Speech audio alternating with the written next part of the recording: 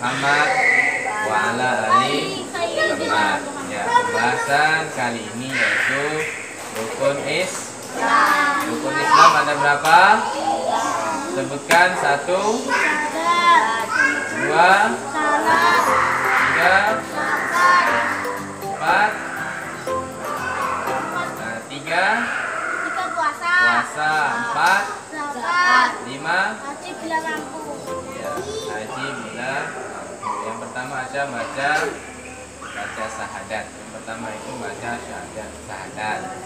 Apa bacaan syahadat? Asyhadu an la ilaha illallah wa asyhadu anna Muhammadan. Artinya apa?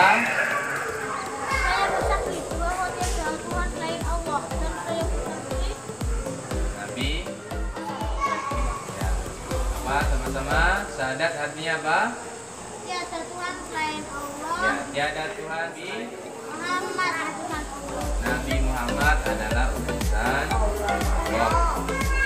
Jadi Allah itu berarti Tuhan kita ya, yang setiap hari kita sembah.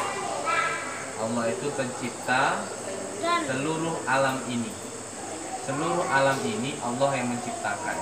Kapan diciptakannya? Tahu kapan diciptakannya? sebelum Nabi Adam lahir. Sebelum Allah menciptakan alam ini, dengarkan. Berarti Allah tulis dulu di dalam buku. Allah tulis dulu semuanya yang mau Allah ciptakan itu ditulis dulu. Berarti mau menciptakan Said sudah ditulis sama Allah. Dari mulai lahir sampai meninggal sudah ditulis. Jadi yang ada di seluruh alam ini semuanya sudah ditulis oleh Allah. Kapan ditulisnya? Sebelum diciptakan alam ini. Berarti sebelum diciptakan alam ini Allah sudah menuliskannya dulu. Setelah ditulis di dalam buku, bukunya namanya Lauhul Mahfuz. Itu bukunya disimpan di sana, disimpan di Lauhul Mahfuz. Kalau sudah disimpan, ditutup bukunya, tidak ada yang bisa membukanya dan tidak ada yang bisa menambahkan catatannya. Berarti yang sudah Allah tulis itu, itulah yang nanti akan terjadi. Berarti yang sudah ada ini sudah ditulis. Said pas bapak ngomong main duit, itu sudah ditulis di sana. Kalau tidak ditulis, bapak ngomong ini tidak terjadi. Paham? Nah, itulah luar biasanya Tuhan kita Allah Subhanahu wa Ta'ala. Dan Nabi kita siapa? Nabi Muhammad Sallallahu Alaihi Wasallam. Berarti kalau sudah kita bersahadat, setelah sahadat kita wajib, berarti kan sudah menjadi orang Islam kan? Berarti kita wajib melaksanakan yang kedua apa? Salat. Ya, sahadat, sholat.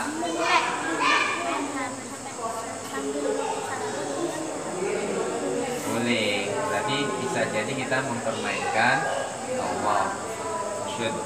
Asyhadu an la ilaha illallah, tapi sambil main Mobile Legends. Nanti fokusnya ke Mobile Legends. Nah, sekarang pembahasan sholat dulu. Dengarkan yang kecil.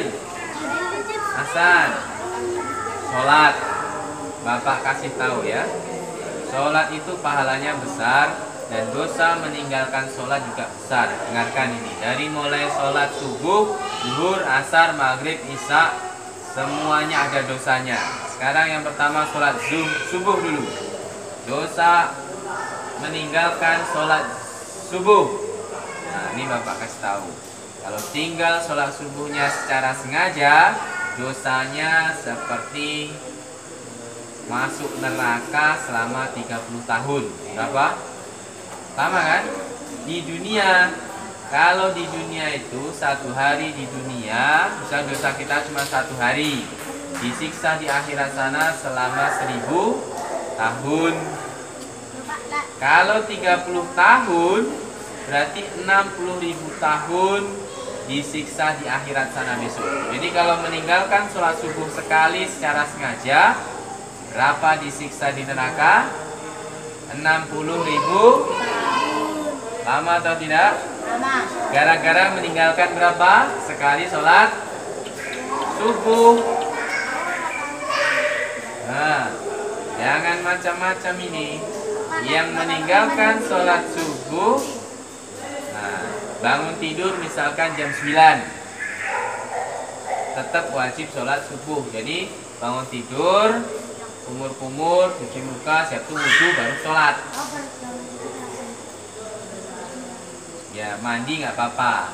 Berarti meskipun bangunnya jam 9, kan ketiduran nih, mana tahu tidurnya malam, ketiduran, nggak kebangun sampai jam 9, tetap wajib sholat subuh. Berarti wudhu atau gosok gigi dulu kan, jangan main-main dulu.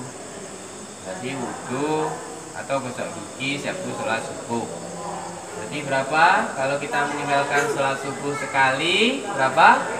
Dosanya 60.000 tahun. Nah, sekarang sholat zuhur. Sholat zuhur juga besar dosanya. Kalau meninggalkan sholat zuhur secara sengaja, dosanya apa? Seperti membunuh 1000 orang Islam. Berapa 1000? Ya, dengarkan dulu. Kalau kita membunuh 1 orang saja, orang Islam secara sengaja, baunya surga itu nggak tercium sama kita. Baunya. Nah, kalau kita membunuh 1000, nah, coba bayangkan kapan kita akan masuk surga. Baunya surga itu tercium nanti sebelum kita melewati jembatan Shiratal Mustaqim. Tapi kalau kita membunuh orang Islam, nah, berarti meninggalkan sholat zuhur sama dengan membunuh 1000 orang Islam. Ada yang berani meninggalkan sholat zuhur? Nah, berarti sekarang sholat asar. Nah, dengarkan, nanti diulang lagi loh ya. Meninggalkan sholat asar dosanya apa? Seperti menghancurkan Ka'bah. Itulah dosa meninggalkan sholat asar secara sengaja. Kalau sempat kita menghancurkan Ka'bah, siapa yang akan benci kita? Siapa yang akan membenci kita? Seluruh umat Islam yang ada di bumi ini. Itulah meninggalkan sholat asar secara sengaja. Apa tadi? Seperti hancurkan Ka'bah. itu meninggalkan sholat asar. Sekarang meninggalkan sholat maghrib. Saya pernah tinggal sholat maghribnya secara sengaja?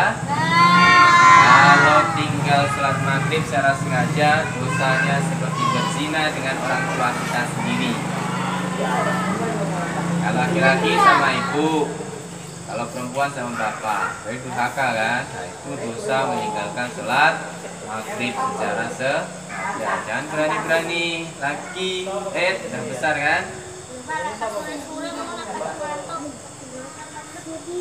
Enggak ada alasan. Orang yang sakit aja selagi dia masih bisa, itu wajib sholat. Apalagi kita yang sehat ini, enggak ada alasan tinggal sholat wajib. Nah, sekarang sholat isya terakhir. Apa dosa sholat isya? Kalau kita meninggalkan sholat isya secara sengaja, dosanya seperti dilarang tinggal di bumi ini, disuruh mencari tempat lain untuk tempat tinggalnya. Jadi orang yang sering meninggalkan sholat isya secara sengaja, maka hatinya selalu gelisah, tidak tenang, karena ditolak tinggal di bumi ini, disuruh mencari tempat lain selain di bumi ini. Maka dari itu yang wajib silahkan dikerjakan dan jangan sampai sengaja untuk ditinggalkan.